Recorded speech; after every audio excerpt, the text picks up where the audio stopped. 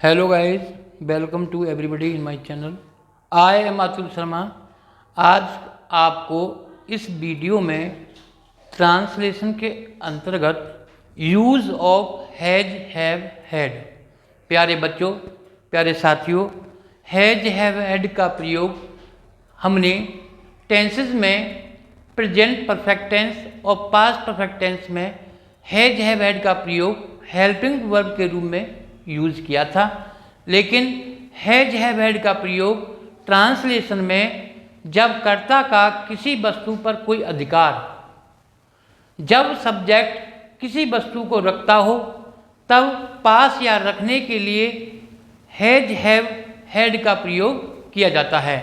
प्यारे साथियों, प्यारे बच्चों, हैज हैव हैड का प्रयोग प्रेजेंट टेंस में पास या रखने के लिए singular subject he she it आदि के साथ हैज का प्रयोग और प्रेजेंट टेंस में plural subject I we you they आदि के साथ हैव का प्रयोग करते हैं।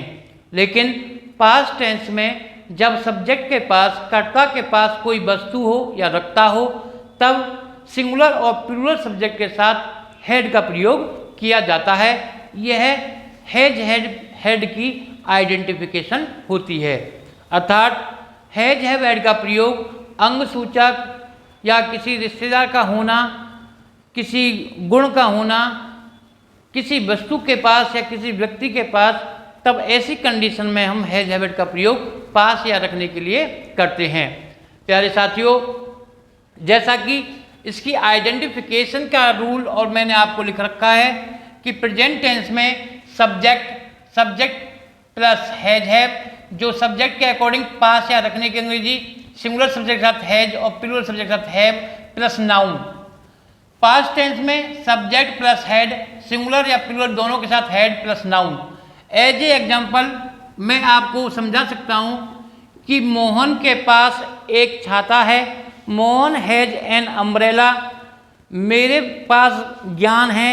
I have knowledge. राजा के 3 रानियां थीं। The king had 3 queens. Ram के पास एक खिलौना था। Ram had a toy. तो अकॉर्डिंग प्रेजेंट टेंस में सिंगुलर सब्जेक्ट के साथ रखने की अंग्रेजी हैज और पास्ट टेंस में प्रत्येक सब्जेक्ट के साथ सिंगुलर हो या प्लूरल हो, तब उसके साथ पास्ट टेंस में हैड का प्रयोग करते हैं। प्यारे साथियों, प्यारे बच्चों, एक स्टोरी के अकॉर्डिंग हैज हैव हैड का प्रयोग, जैसा कि आपको पहले आपको टेंसेस क्लियर किए गए हैं और टेंसेस को क्लियर करने के अकॉर्डिंग एक स्टोरी टाइप में आपको एक सेंटेंस लिखता हूं। एक किसान था। एक किसान था। बड़ा ध्यान देना आपको। एक किसान था। जब आपको देयर पढ़ाया गया था तो देयर का प्रयोग में आपको जो आइडेंटिफिकेशन बताई गई थी, नो सब्जेक्ट नो एक्शन।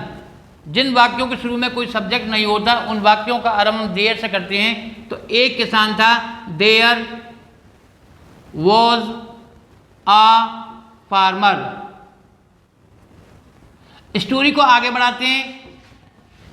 वह बहुत बूढ़ा था। अब वह बहुत बूढ़ा था, इजेमा का प्रयोग हो गया या वाजबा का प्रयोग, क्योंकि एक बूढ़ा था। इजेमा वाजबा का प्रयोग ही वॉज वेरी ओल्ड। किसी व्यक्ति का गुण या अवगुण, दोष, तो ही वॉज वेरी ओल्ड। तो प्यारे साथियों, देयर का यूज, इजेमा वाजबर का यूज, उसके पास एक गाय थी। अब था यहां पे भी आया हुआ है, लेकिन यहां पे वह बहुत बूढ़ा था, उसका गुण या अवगुण बताया जा रहा है। लेकिन उसके पास एक गाय थी। यहां उसके पास किसी वस्तु का कोई अधिकार रखने के लिए पास। तो ऐसे वाक्यों में ही हैड आ काव।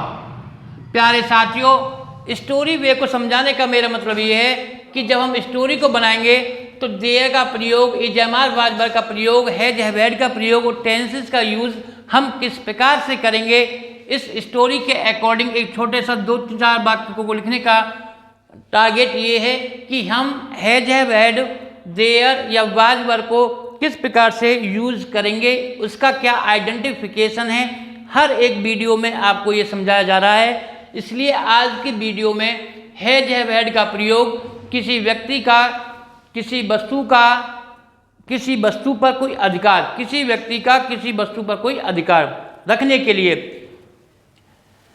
मेरे बहुत से मित्र थे, I had many friends, past में हैड आ गया रखने के लिए। मेरे पास एक पेन है, आई हैव ए पेन, क्योंकि प्रेजेंट में आई प्लूरल होता है। राधा के पास सुंदर गुड़ियाएँ हैं, राधा हैज ब्यूटीफुल डॉल्स। तो हैज हैव हैड का प्रयोग किसी व्यक्ति का किसी वस्तु पर कोई अधिकार। तो प्यारे साथियों, प्यारे बच्चों, आज की वीडियो में हैज हैव हैड को क्लियर किया गया।